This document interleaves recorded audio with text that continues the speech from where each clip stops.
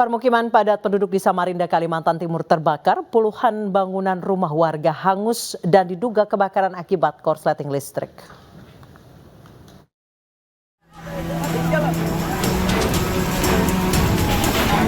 Kawasan padat penduduk di Jalan Cipto Mangunkusumo, Samarinda, Kalimantan Timur terbakar. Api muncul dari salah satu rumah bangsalan yang diduga mengalami korsleting listrik. Besarnya tiupan angin membuat api kian membesar dan setidaknya menghanguskan 89 rumah warga.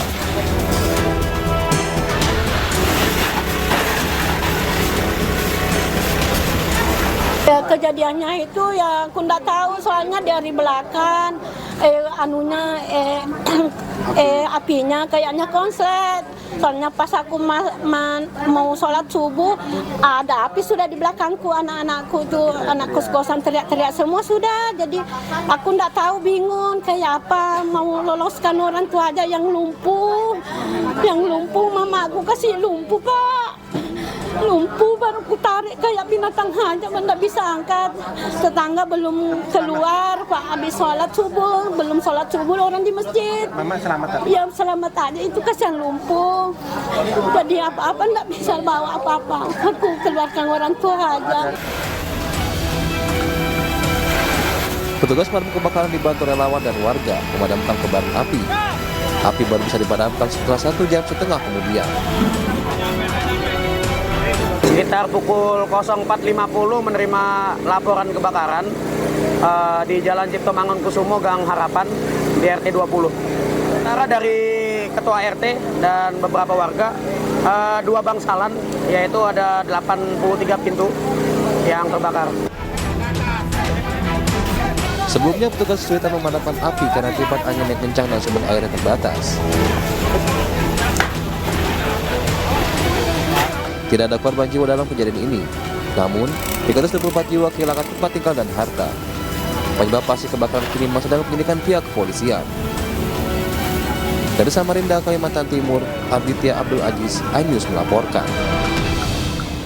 Sumur minyak ilegal di Kabupaten Musi Banyuasin, Sumatera Selatan meledak dan terbakar. Akibatnya 4 orang tewas dan 4 orang terluka bakar.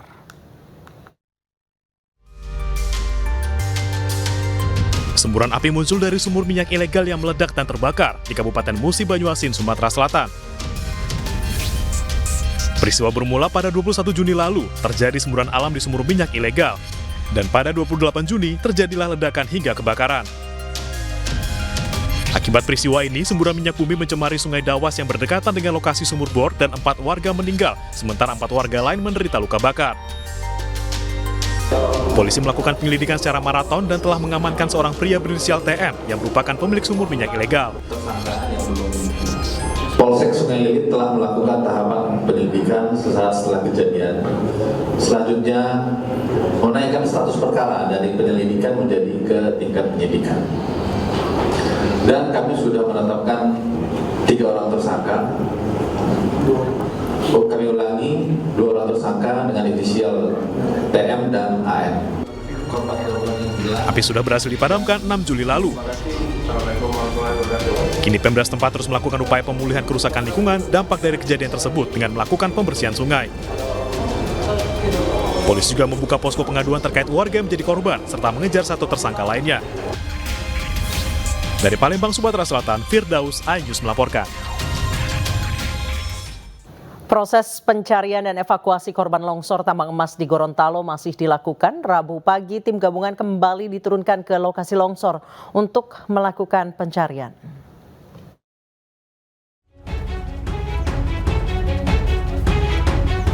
Pasca longsor Gorontalo, sebanyak 50 anggota tim gabungan pencarian dan evakuasi kembali diturunkan ke lokasi longsor. Mereka nantinya akan menggantikan tim yang saat ini turun dari lokasi longsor tambang. Mereka bekerja secara bergantian agar upaya pencarian korban hilang bisa berjalan maksimal. Hingga kini, korban yang sudah ditemukan mencapai 23 orang, sementara 22 orang sudah diambil keluarga dan 1 orang belum bisa diidentifikasi. Terus sampai saat ini belum ada informasi dari atas atau ditemukan atau belum? Belum ada, Pak. Belum ada. Ya, belum ada. Sampai sekarang belum ada. Cuma yang sempat orang kasih tahu 4 orang tuh tadi malam, yang mana ada salah satu yang korban dari titik bor 19 sempat ditemukan, tapi dia ada ciri-ciri memakai cincin warna merah, ada tai lalat di hidung. Tapi ini tidak ada, dia tidak ada tai lalat di hidung. Proses evakuasi korban longsor tambang di Gorontalo terus dilakukan tim gabungan. 388 personil gabungan TNI, Polri, dan SAR terus mencari dan mengevakuasi korban yang tertimbun di dalam tambang. Sementara korban selamat berjumlah 73 orang dan dibawa ke Rumah Sakit Alwe Sabu Bone Bolango. Tim Liputan iNews laporkan. Usai dinyatakan bebas dari segala tuduhan, mantan tersangka kasus Vina Cirebon Peggy Setiawan menantang AEP untuk membuktikan seluruh kesaksiannya. Dalam unggahan YouTube, AEP ditantang berdebat terkait kejanggalan kesaksiannya pada kasus Vina yang membuat Peggy sempat menghuni bilik tahanan.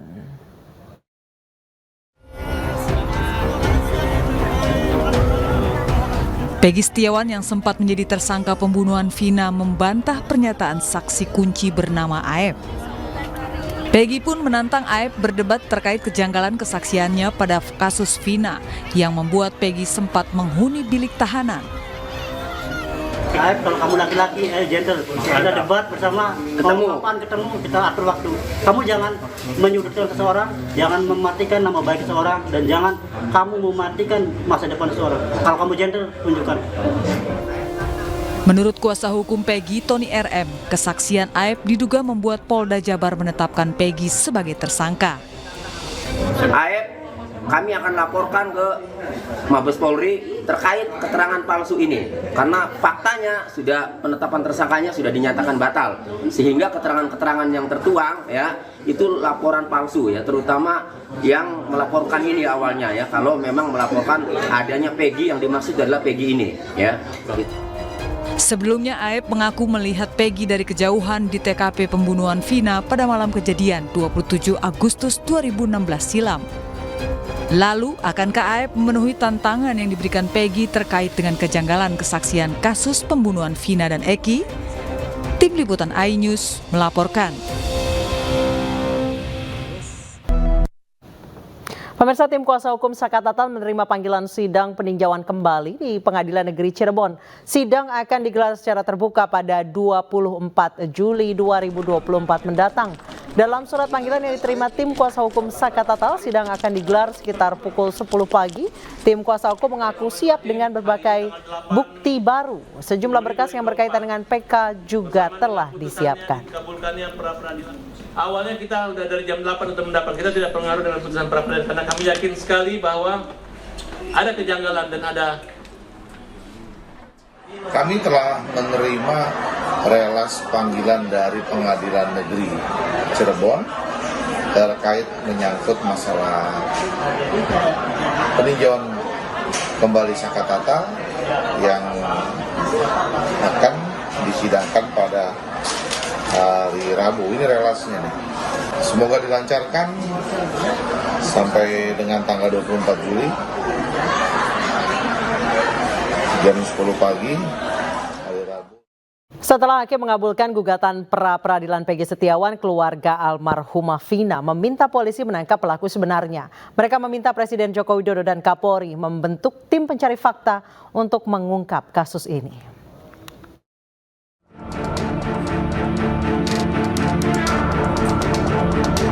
Keluarga Vina, korban pembunuhan yang terjadi pada tahun 2016 silam, meminta Presiden Jokowi dan Kapolri membentuk tim pencari fakta untuk mengungkap kasus pembunuhan yang dialami Vina. Kakak Vina, Marliana, meyakini jika 3 DPO masih bebas berkeliaran. Bahkan, meski Polda Jabar telah menyatakan 2 DPO adalah fiktif, keluarga Vina tetap yakin dengan putusan pengadilan yang menyebutkan DPO adalah 3 orang, yakni Peggy alias Perong, Andi, dan Dani. Keluarga pun meminta keadilan agar polisi dapat mengusut tuntas kasus ini, termasuk menangkap pelaku sebenarnya. Jadi langkah ke depan dari keluarga Vina sendiri sih tetap minta dibentuknya tim pencari fakta. sama kita nanti pertanyakan itu semua ke pihak Polda. Artinya apa? Artinya kan ini kan Peggy Setiawan kan bebas, berarti kan tidak bersalah ya. Berarti kan kita tetap harus mencari 3 DPO lagi gitu kan. Berarti masih mempercayai adanya 3 DPO ya? Sejauh ini saya masih mempercayai 3 DPO karena kan itu sudah sudah inkrah gitu. Sementara itu, pihak keluarga juga meminta Ibtu Rudiana yang merupakan ayah dari Eki muncul ke publik untuk memberi informasi terkait kasus yang menimpa Vina dan Eki. Dari Cirebon, Jawa Barat, Toy Iskandar, iNews melaporkan. Pemirsa, pihak keluarga 7 terpidana kasus pembunuhan Vina dan Eki mendatangi Barreskrim Polri. Kedatangan mereka didampingi oleh mantan Bupati Purwakarta sekaligus anggota DPR RI Deddy Mulyadi untuk melaporkan Aep dan Dede terkait dugaan keterangan palsu.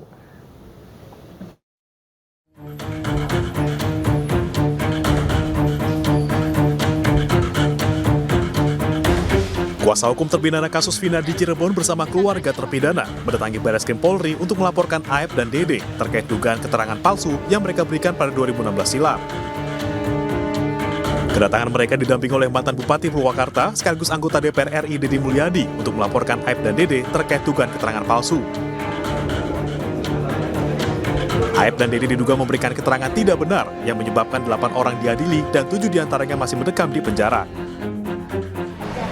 Ya, saya hari ini berfokus pada penanganan laporan dugaan sumpah palsu, kesaksian palsu di depan penyidik, ya kan? Karena bukan dilakukan di depan pengadilan, yaitu yang kita duga adalah saudara Aep dan saudara Dede. Nah, kemudian tadi bicara persoalan Aep tidak ada.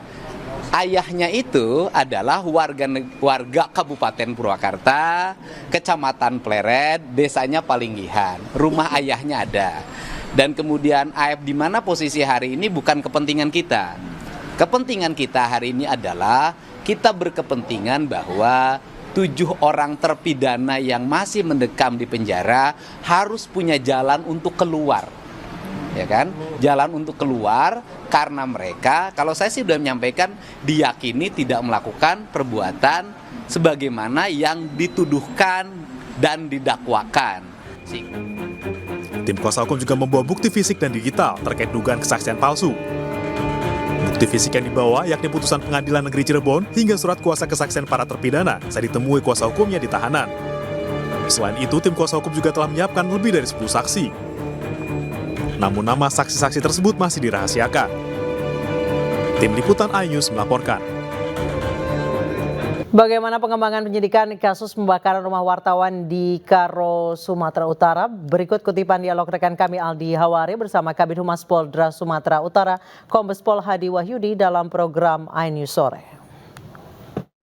Berdasarkan scientific crime investigasi, kita mendapatkan masukan atau kita mendapatkan rekaman CCTV yang mengarah kepada 2 orang pelaku, yaitu RAS dan YST. Dan saat ini keduanya sudah menjadi tersangka dan ditahan di Polres Tanah Karo. Kedua pelaku ini adalah eksekutor yang ada di lapangan. Mereka memiliki peran yang berbeda. RAS itu adalah orang yang membeli campuran bahan bakar Pertalite dengan solar yang dia campur sendiri. Kemudian dia juga yang membonceng pelaku yang kedua, yaitu YST. YST ini adalah orang yang membawa 2 kemasan botol plastik yang berisi bahan bakar campuran itu, yang kemudian dia siramkan ke seluruh dinding permukaan rumah daripada korban, dan yang berikutnya dia pula yang membuang barang bukti. Dari barang bukti inilah kita pun juga sudah melakukan pemeriksaan, kemudian sidik jari, dan terdapat kesesuaian dengan apa yang dihasilkan dari proses penyidikan terhadap 2 tersangka. Presiden Joko Widodo akhirnya menandatangani pemberhentian tidak hormat Ketua KPU Hashim Asyari. Hashim dipecat setelah terbukti melanggar kode etik berat, yakni asusila.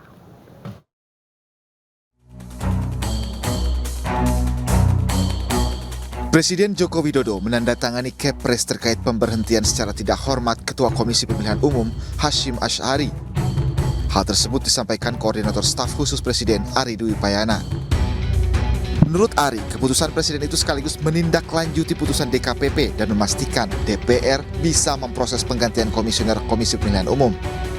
Sementara berdasarkan hasil rapat pleno KPU RI, anggota KPU Muhammad Afifuddin kini menjabat sebagai pelaksana tugas Ketua KPU. Bahwa Presiden telah menandatangani Kepres nomor 73P tentang pemberhentian dengan tidak hormat Saudara Hasyim Asy'ari sebagai anggota KPU RI masa jabatan 2022-2027.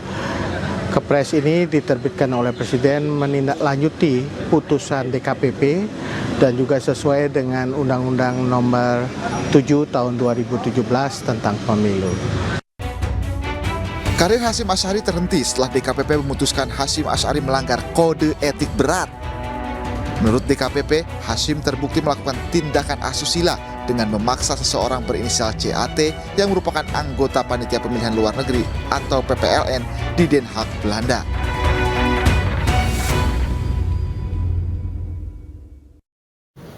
Seorang remaja di Banjarnegara, Jawa Tengah mengaku menjadi korban begal karena kebingungan sepeda motornya digadaikan untuk judi online. Selain itu, remaja tersebut telah menggelapkan uang perusahaan 5 juta rupiah dan habis digunakan judi online.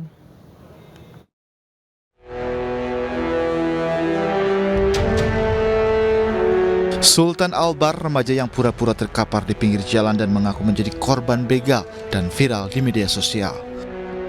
Setelah viral, polisi pun bergerak cepat untuk menyelidiki pengakuan remaja 19 tahun ini.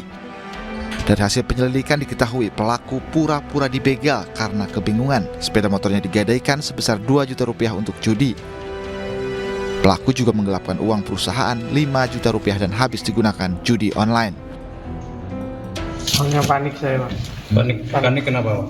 Ya panik karena saya mengambil uang dari pihak koperasi itu sendiri, saya memakai uang dari pihak koperasi. Untuk apa uang koperasi ini? Untuk bermain judi online itu. Jadi kamu kalah berapa? Sekitar 4 juta, 5 juta ada. Terus setelah kalah itu gimana kamu? Itu saya bingung kan, karena dari pihak koperasi juga sudah mewanti-wanti sebelumnya kalau misalnya ada masalah-masalah seperti itu. Akibat ulahnya ini, remaja tersebut harus mendekam di sel tahanan Mapolres Banjarnegara, Jawa Tengah. Remaja tersebut terancam pasal penipuan dan penggelapan dengan ancaman hukuman maksimal 5 tahun penjara. Dari Banjarnegara, Jawa Tengah, Nurdin Ozi, iNews melaporkan. Wakil Presiden Ma'ruf Amin angkat bicara terkait temuan sejumlah pegawai KPK yang diduga terlibat aktivitas judi online. Ia menyebut siapapun termasuk aparat negara akan ditindak jika terbukti terlibat judi online.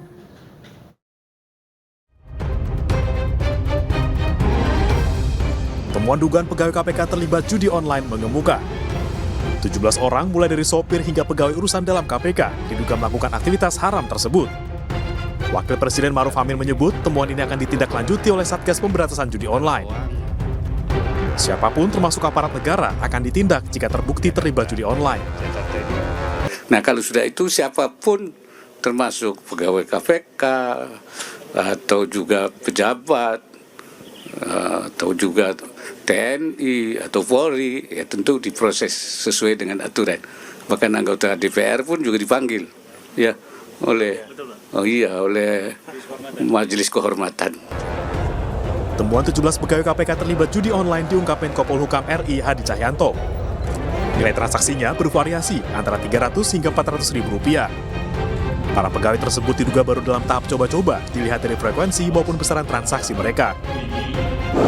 Nilai transaksinya kalau saya lihat ya memang bervariasi. Kalau pegawai itu rata-rata hanya coba-coba sekali 3 kali ya.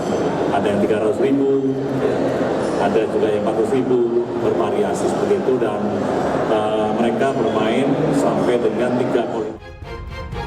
Wakil Ketua KPK Alexander Marwata menyebut dari 17 orang hanya 8 yang kini masih berstatus sebagai pegawai KPK. Pimpinan KPK pun telah meminta inspektorat untuk mengklarifikasi hal ini ke pegawai yang bersangkutan. Ya benar, pimpinan sudah menerima laporan dari Satgas ada 17 pegawai, tetapi setelah dilihat di data kepegawaian, ternyata yang statusnya pegawai KPK itu hanya 8 orang, yang 9 itu sudah ada yang dicek di kepegawaian bukan pakai KPK, ada juga yang sudah diberhentikan. Lebih lanjut, KPK menyebut ada 300 transaksi yang dilakukan para pelaku. Nilainya antara 100 hingga 300 ribu rupiah sekali transaksi, namun ada yang mencapai 74 juta rupiah. Total nilai transaksi yang dilakukan 17 pelaku mencapai 111 juta rupiah. Tim Liputan iNews melaporkan. Ketua DPRD Rembang, Jawa Tengah dilaporkan ditangkap oleh otoritas Arab Saudi saat ibadah haji. Ia diduga melakukan pelanggaran keimigrasian dan terkait haji tidak resmi.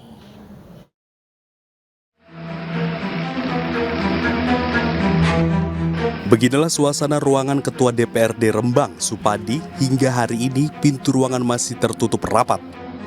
Supadi diketahui mengajukan cuti haji antara tanggal 31 Mei sampai dengan 25 Juni 2024. Seharusnya ia sudah aktif kembali pada tanggal 26 Juni 2024. Namun sejak tanggal 9 Juni lalu, pihak DPRD Rembang sudah putus komunikasi dengan Supadi.